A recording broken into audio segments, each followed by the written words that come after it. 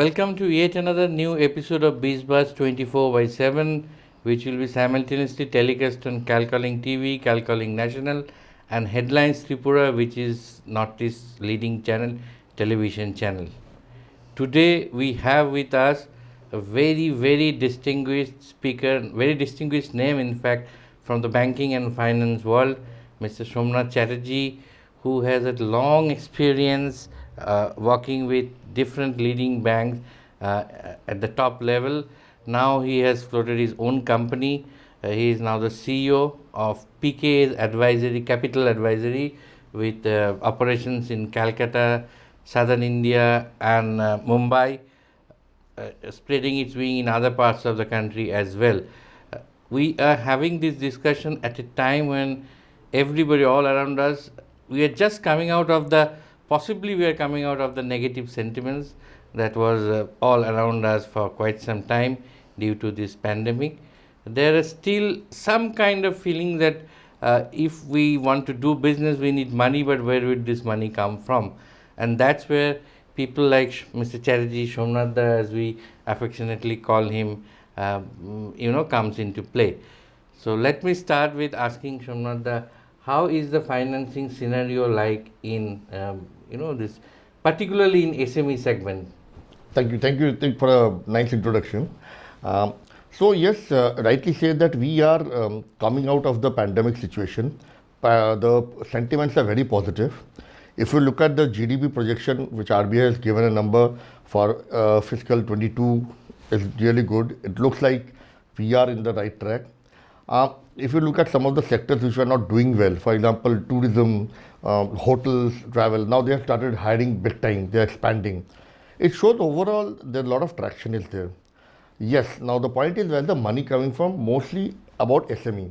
And see, India is largely a SME dominated country.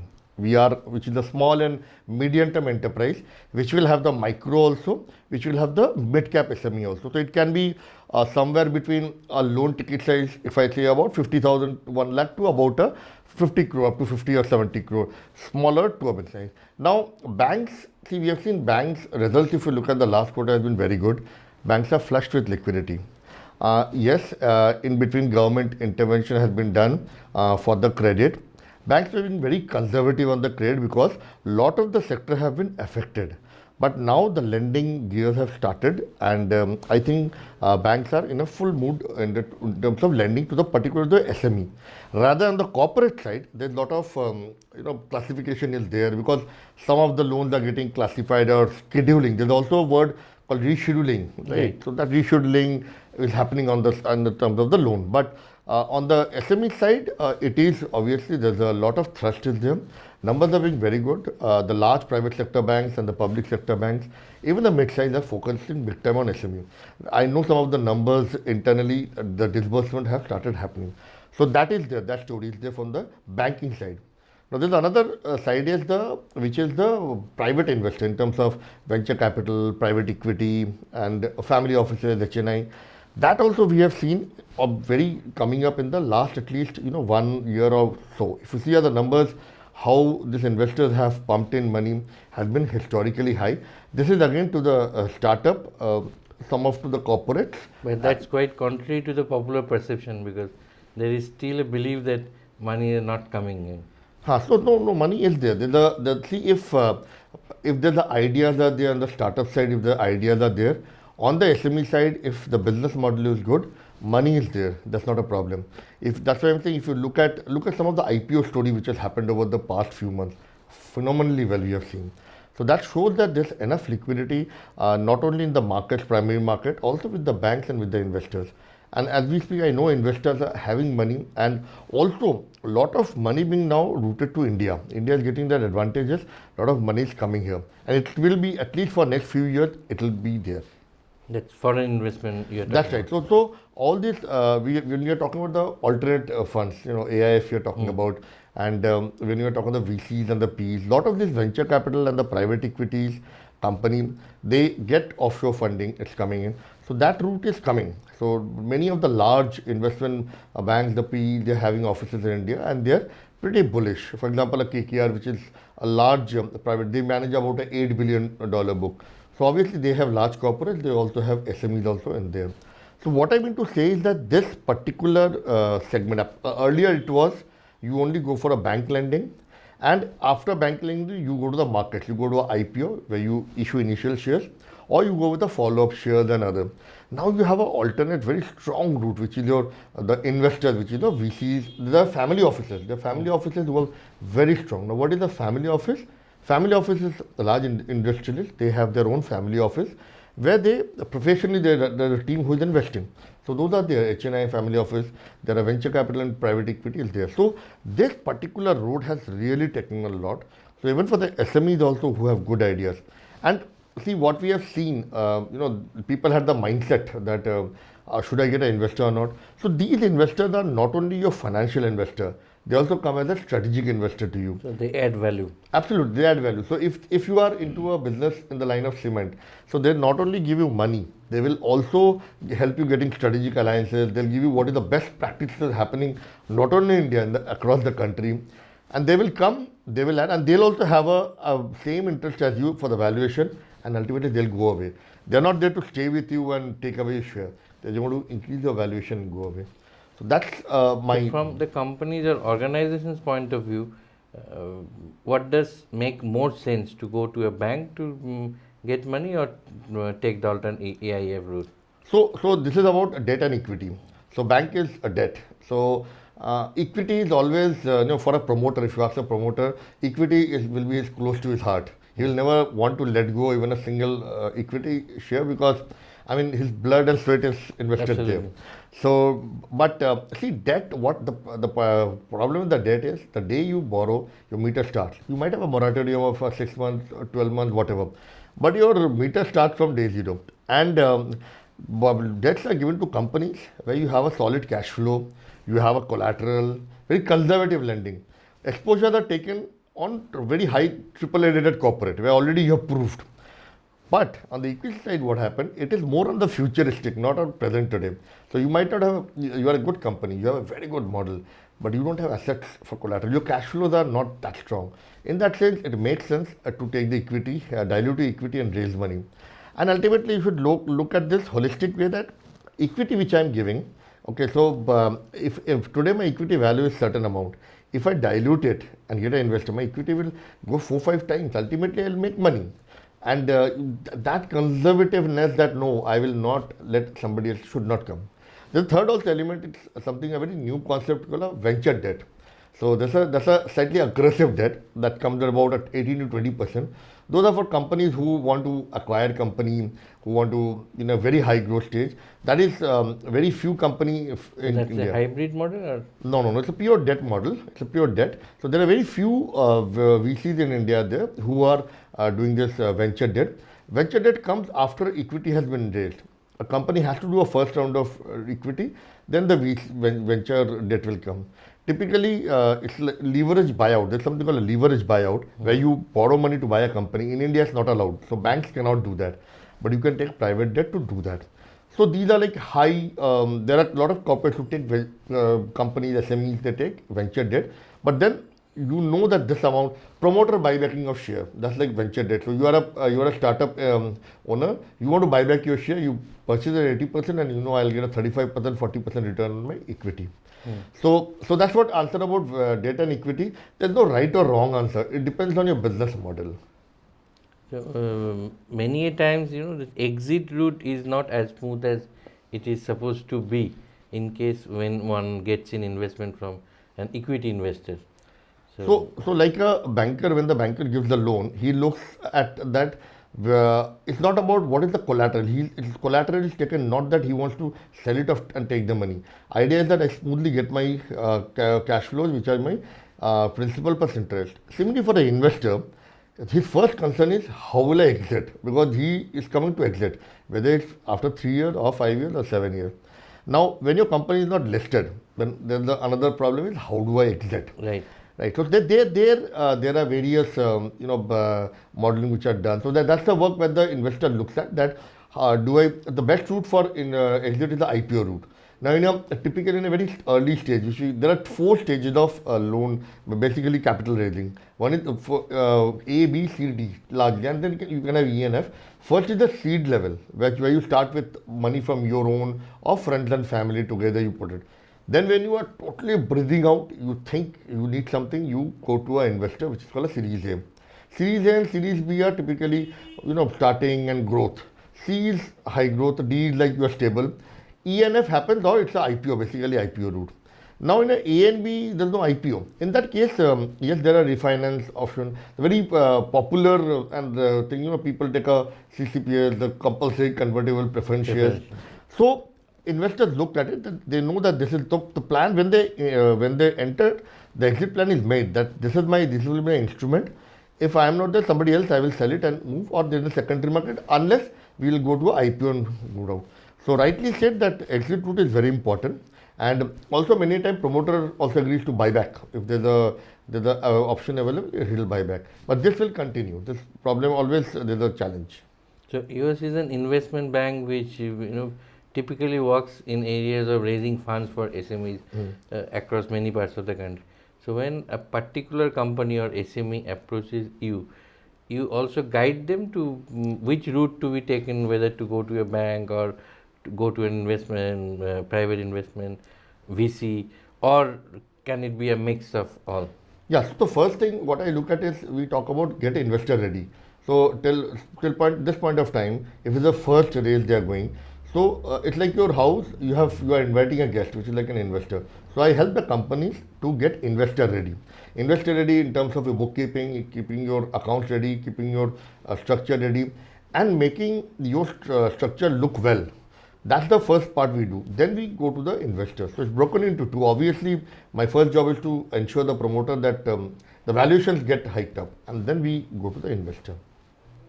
So a typical investor, he looks at the promoter's background, credentials, track record, or the idea or the finance. So there's a very good concept that whether you put the money on the horse or the jockey. Right. So many people put it on jockey, many people put on horse. So it depends on the investor that what he is looking at. But by and large, by and large, I think they look at the alignment of the co-founders. It's very important because business models very easily you can understand. It's a more of a quantitative thing. You can take a projection, you can take a very high risk, high growth company, but the co-founders who are there, if they are not aligned with the investor, because business might get into rough patch. If the alignment is not there, then it becomes into a problem. So I would say that it's largely the jockey is looked at, whether the jockey has the capability, he has the ability, he looks for, and what is his name in the, what is his claim to fame. What is the claim to? So you will see a lot of this young startups are there who raised fund. If you look at their background, all of them will be from Ivy League colleges. They would have worked in a large company either in US, UK, and then come back here. Or in India, they would have worked with a large investment bank or a big four, and they have set up. So background, that is a claim to fame. That's very important. So that jockey is a very important thing. Horse is visible from outside. Visible. In today's context, many of the large family-owned business houses, their next generation, they are coming out of their family business, floating their own startup, raising funds also.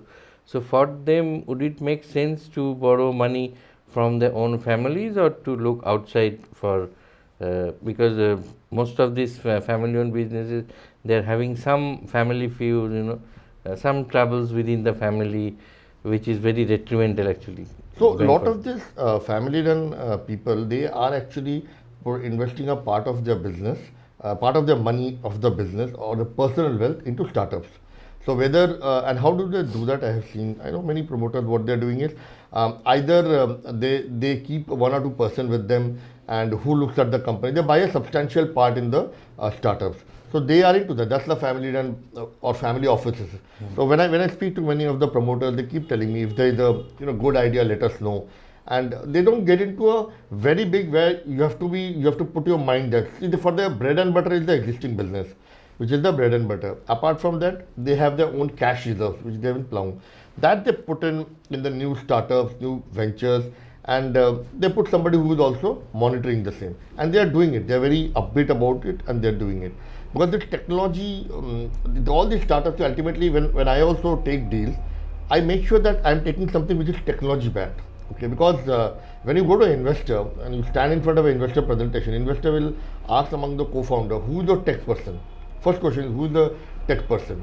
So that's a very important. So if it's not tech backed, obviously there are good companies without technology, but it's very high chance that tomorrow you get disrupted and you'll be out of market.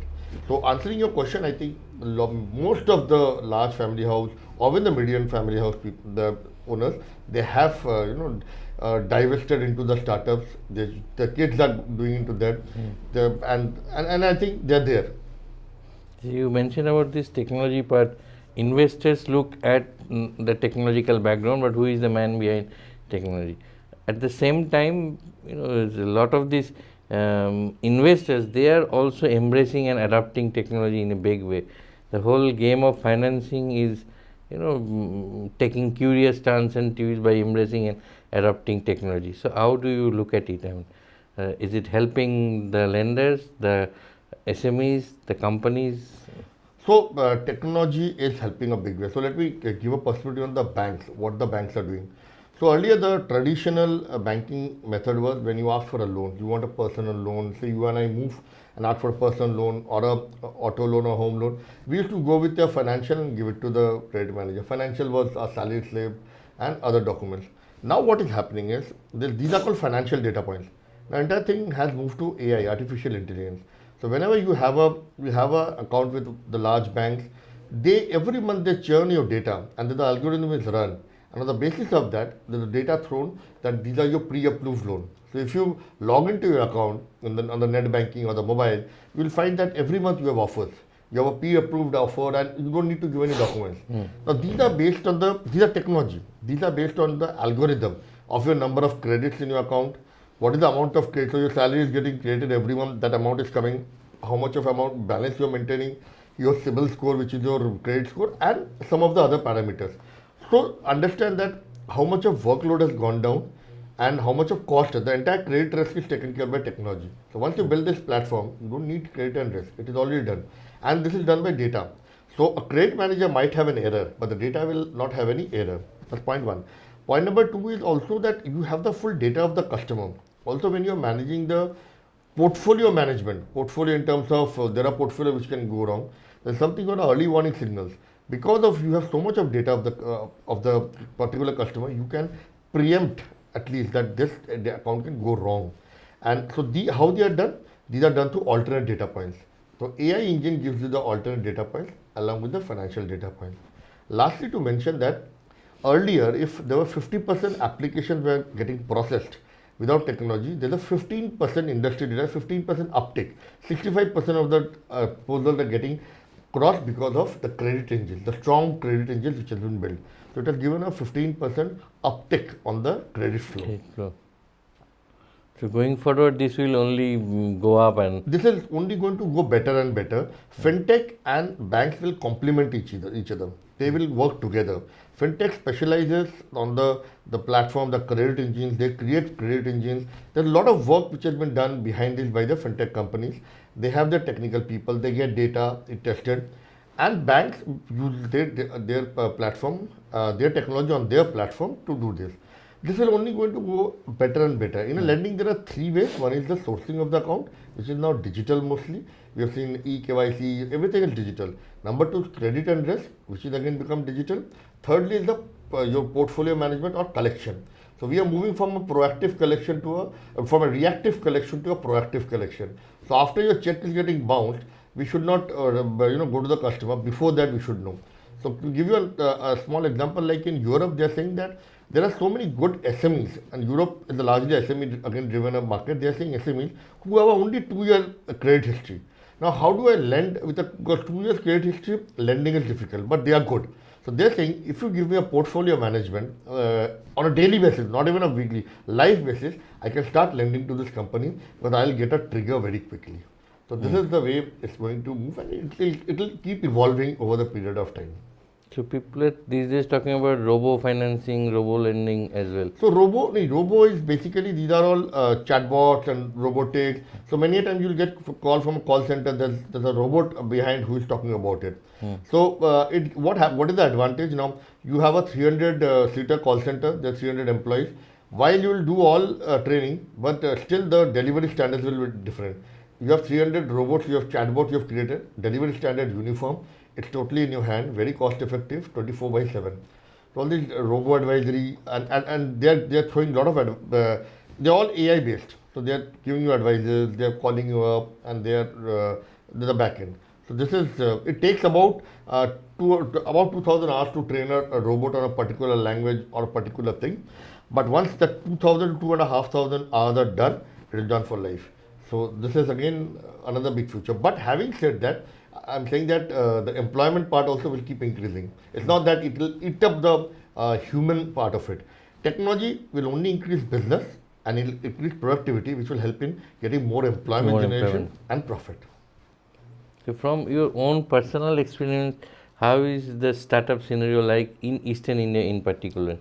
So obviously the numbers says it all that if you look at it, there are three markets: Bangalore, Mumbai, and NCR. NCR is obviously made of many cities. Mumbai is there and Bangalore.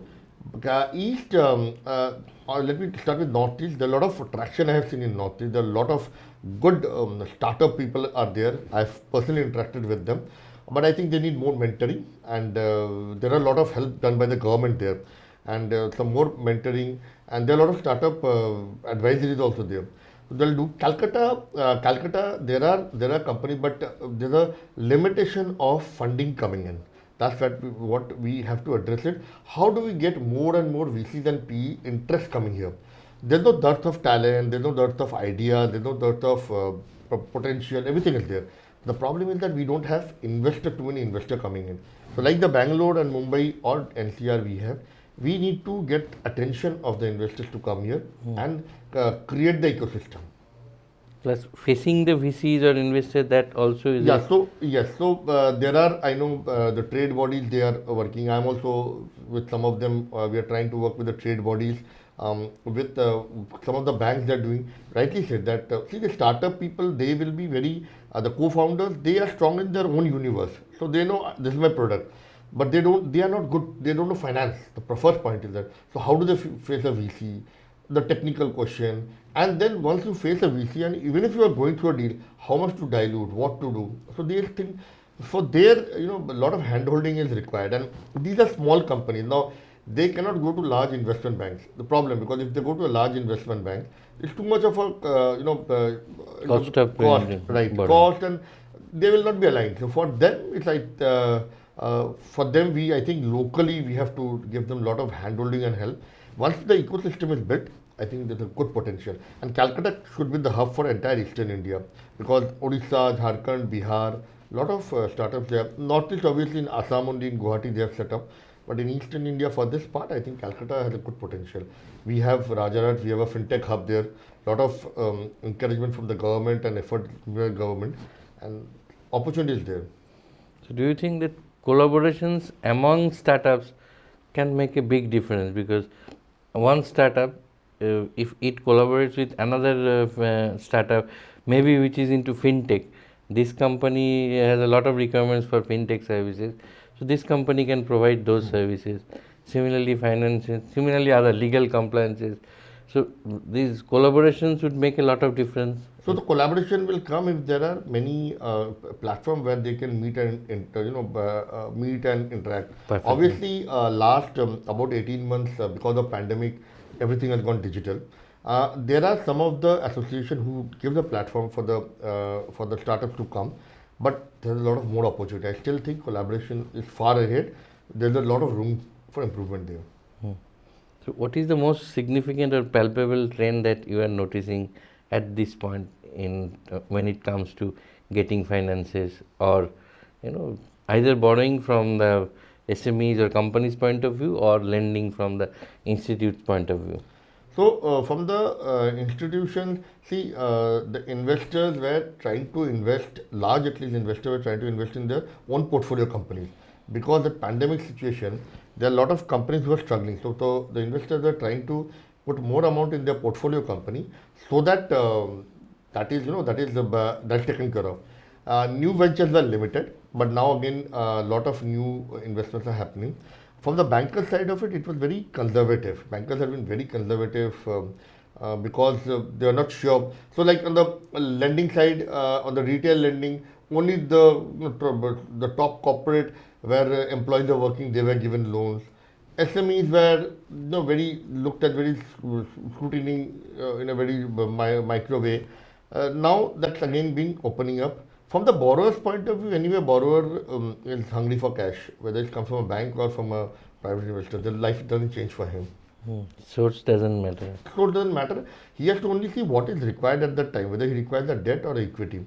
That's the most important. So what happens? The SMEs or the small startup, they since they don't have access to good financial advisor or good finance people, many times they don't understand how to structure their balance sheet. Structuring a balance sheet is a very important art. So because P&L you can easily guide, but how to manage the balance sheet? Balance sheet management of balance sheet is the board responsibility. P&L is managed by the employees, board manage balance sheet. So art of managing the balance sheet, at times they get into difficulty, which is the combination of the debt and equity. So the way things are moving with increasing adoption of technology, do you think that it will also mitigate or bring down the risk of NPAs in this segment? Obviously. So portfolio risk management is a very favorite topic of the regulator.